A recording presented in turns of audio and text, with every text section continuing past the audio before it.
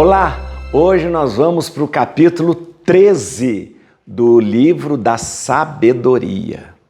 Esse capítulo 13 ele tem um objetivo muito específico: combater toda forma de idolatria.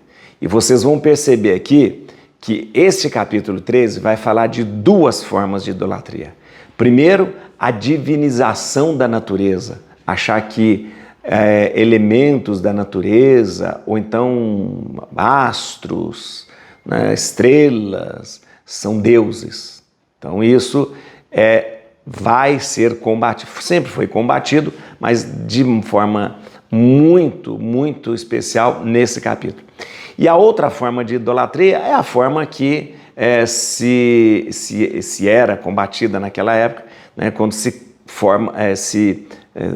cria ídolos de madeira, de ferro, de tudo isso, né, achando que aqueles ídolos têm algum poder, né, que é muito diferente do que uma imagem representa. É importante a gente lembrar isso, né? Mas as pessoas de repente talhavam o ídolo e achavam, ó, aqui tem um poder porque esse ídolo está aqui, né? Então isso era combatido.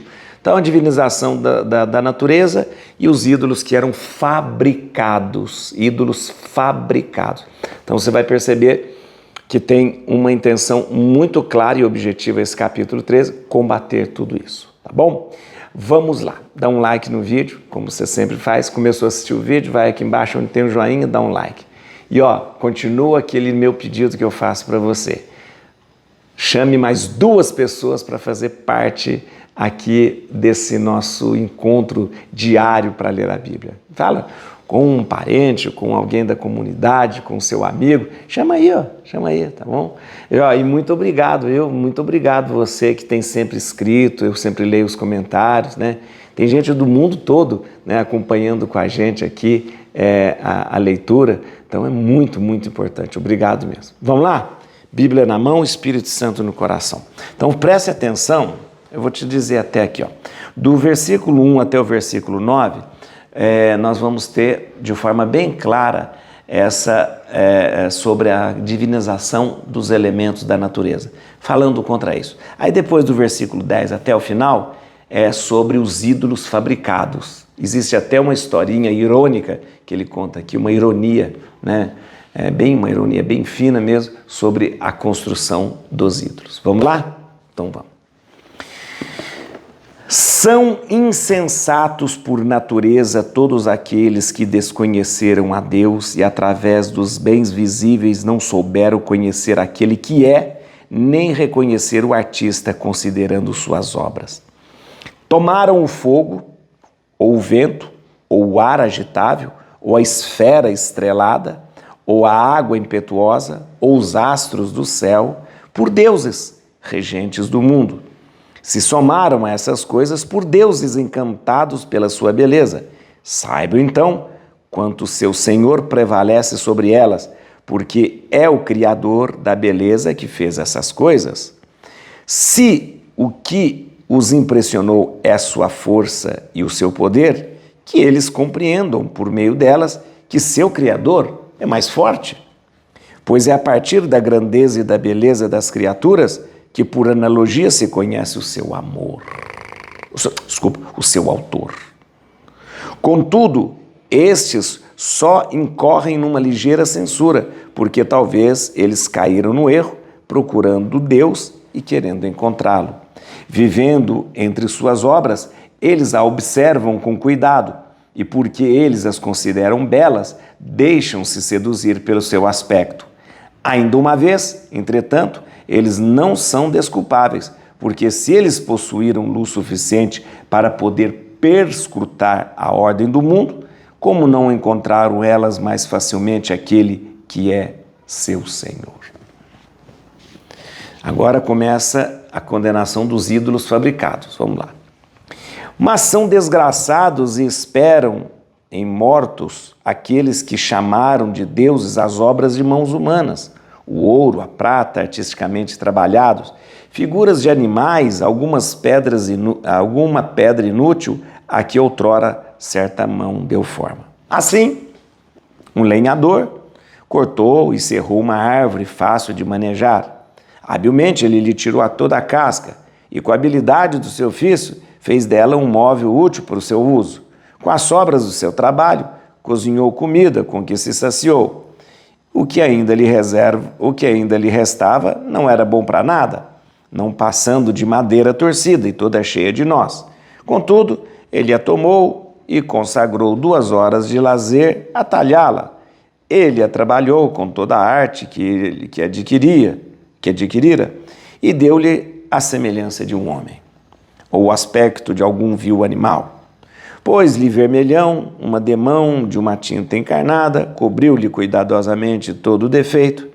Em seguida, preparou-lhe um nicho digno dele e o fixou à parede, segurando-o com um prego. Foi por medo que caísse que tomou esse cuidado, porque sabe muito bem que ele não pode ajudar-se a si mesmo, pois não passa de uma estátua que tem necessidade de um apoio. Mas quando lhe implora por seus bens, seus casamentos, seus filhos, não se envergonha de falar ao que é inanimado e pede saúde ao que é desprezível. Reclama a vida ao que é morto e procura socorro no que é débil. E para uma viagem invoca o que não pode andar. Para um lucro, um trabalho, bom êxito de uma obra de suas mãos, pede a força ao que nem é capaz de mover as mãos. Muito bem. O que nós temos aqui? Nós temos aqui 2 condenações muito claras e uma reflexão até filosófica sobre a questão da idolatria. Em primeiro lugar, do versículo 1 ao versículo 9, nós temos uma condenação de uma prática que era muito comum naquelas culturas.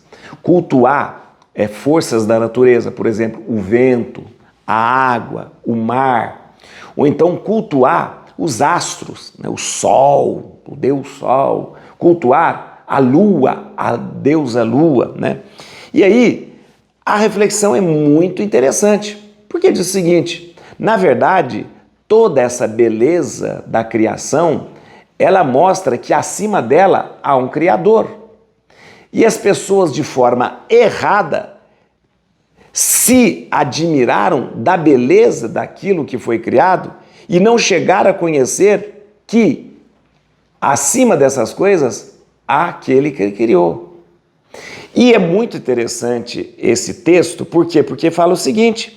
Porque você pode, contemplando a natureza, a força da água, a beleza dos astros, né, a força do vento, você pode conhecer a Deus.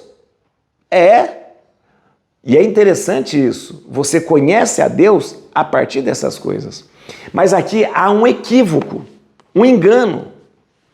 Porque ele diz que os homens maravilhados com isso erraram e pensaram que o Deus era o vento, era o mar, era o sol. Não, Deus é quem criou tudo isso.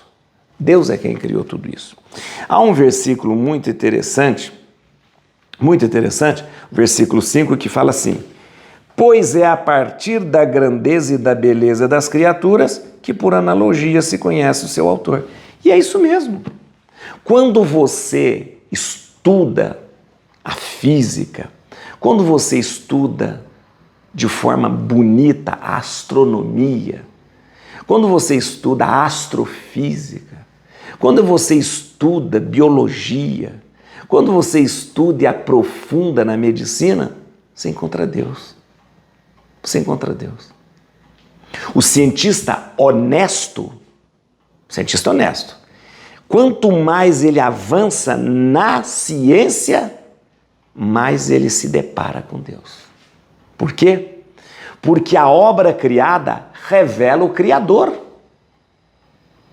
Porque a obra que nós perscrutamos, estudamos, pesquisamos, tem as digitais do seu autor. Por isso, todo cientista honesto, quanto mais ele aprofunda naquilo que ele estuda, ele vai encontrando pegadas do próprio Deus ali. É impressionante. E aí a gente tem relatos de vários cientistas que encontraram Deus por causa da ciência. A ciência não opõe a Deus. Pelo contrário, a ciência revela a Deus. Volto a lembrar você, pois é a partir da grandeza e da beleza das criaturas que, por analogia, se conhece o seu autor. Há uma forma muito bonita de você saber que Deus existe, quando você olha para aquilo que Ele criou. Ok, mas aqui há uma condenação dizendo, peraí, vocês estão errados. Não existe, vamos cultuar essa força da natureza, vamos cultuar esse sol. Não. Acima de tudo isso, a quem o criou. Aí, no segundo momento, no capítulo, passa a falar sobre a questão dos ídolos fabricados, feitos de prata, feitos de ouro, feitos de madeira. Peraí, esses ídolos, eles eram, as pessoas acreditavam que quando você tinha um ídolo, dele, ali dentro, tinha um Deus aprisionado, uma força aprisionada. Isso que é condenado pela Bíblia. Agora vem aqui comigo. É completamente diferente das imagens que nós temos. O que são as imagens? Imagens são imagens. São fotografias, são representações.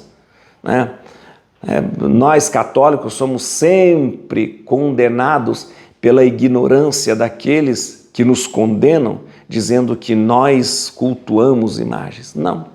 As imagens são sempre lembrança. Se eu tenho uma imagem de Nossa Senhora, se eu tenho uma imagem do crucificado, se eu tenho uma imagem de um santo, é simplesmente uma lembrança, uma lembrança pictográfica daquilo que aquela pessoa foi. Mas nós sabemos, nós católicos sabemos, nós não somos tão ignorantes assim não.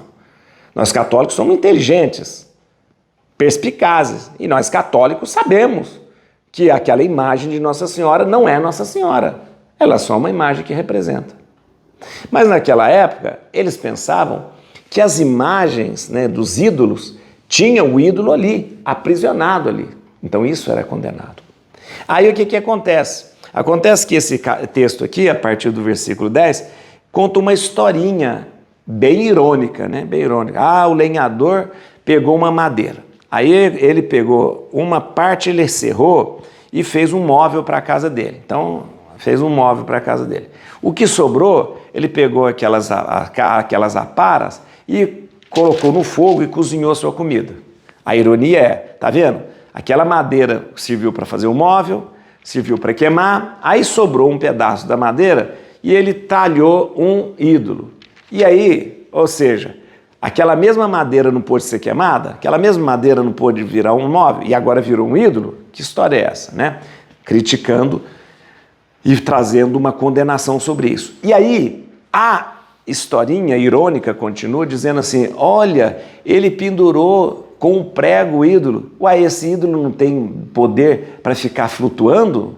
Olha, aí ele começa a falar, ele está pedindo para o ídolo, pelo seu casamento, pelos seus filhos, a esse ídolo que é inanimado, ele não pode falar nada, Ele reclama, pede pela sua vida para aquela madeira que é morta. Ele está pedindo para proteger a sua viagem, sendo que esse ídolo nem pode andar. Ele está pedindo para ter bom êxito no lucro, no trabalho, sendo que esse ídolo nem move as mãos. Então, é uma condenação bem direta daquilo que existia naquela época. Pessoas que acreditavam que a força de Deus, o ídolo, ou Deus, estava ali naquele objeto. E não é. Sim, isso é condenável. Isso é condenável.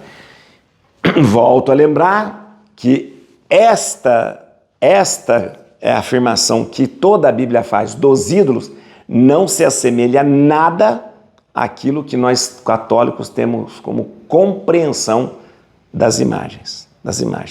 A nossa compreensão das imagens é a mesma que Deus tem quando manda construir querubins sobre a arca. É a mesma que Deus tem quando manda bordar os anjos na cortina do templo. É a mesma compreensão que Deus tem quando Deus manda fazer uma imagem de uma serpente. Essa é a compreensão. Sabemos que ali não está o anjo, sabemos que ali não está o querubim, sabemos que aquilo é simplesmente uma representação daquilo que nós acreditamos. Ok? Muito bem, vamos ver aqui alguns versículos que é importante a gente saber aqui. Não, só para a gente entender aquilo que eu tinha falado para você. Aqui o capítulo apresenta duas formas de idolatria. Do versículo 1 ao 9, como eu disse, fala da divinização da natureza, ou seja, achar que as coisas da natureza são Deus. E não são, não. Isso é importante você saber. Ai, eu vou adorar essa árvore porque Deus está nela. Não. E nem pensar. Atenção, hein? Isso é importante que você saiba. E nem pensar, ai, Deus está na árvore, Deus está na chuva, Deus está na planta. Não. Isso chama panteísmo, que é uma outra heresia. Achar que Deus... Ai, eu vou abraçar a árvore porque Deus está na árvore. Para com isso. Ai, Deus está nesse mar imenso. Olha, não. O mar imenso revela quem criou. A árvore bonita, florida, o ipê bonito lá, mostra que o Criador fez isso. Deus não está ali dentro, não. Deus não está no mar, não. Senão isso é panteísmo, não é assim, tá bom? Tá certo?